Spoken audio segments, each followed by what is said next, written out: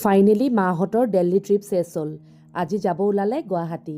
চবৰে মনবোৰ বহুত সেমেকা। গুলুগুলুৱে যে বুজিবই পৰা নাই কি হৈ আছে। ফ্লাইট জাৰ্ণি কৰাৰ মন নাছিল যদিও প্ৰয়াগৰাজত হৈ থকা মহাকুম্ভ মেলাৰ কাৰণে ট্ৰেইনৰ টিকেট এভেইলেবল নাই। নিউ দিল্লীৰ পৰা এয়াৰপৰ্ট এক্সপ্ৰেছ মেট্ৰৰে মাত্ৰ 60 টকাতে আহি পালোহি Delhi Indira Gandhi international airport terminal 3।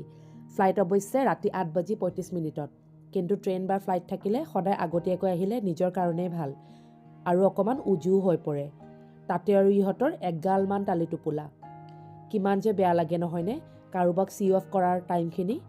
তাতে আৰু ইমান দূৰ ভাবিয়ে মনটো কিবা কিবি লাগি যায়।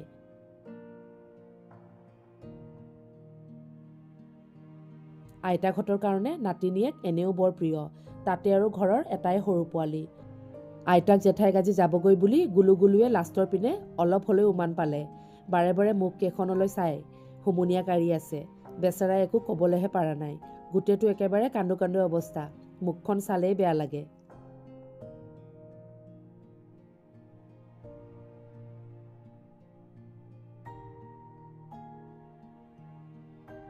দিল্লীত প্ৰায় 6 ৰাতি 7 দিন থকাৰ অন্তত আজি দিল্লী এয়াৰপৰ্টত সকলোকে বিদায় দিলোঁ।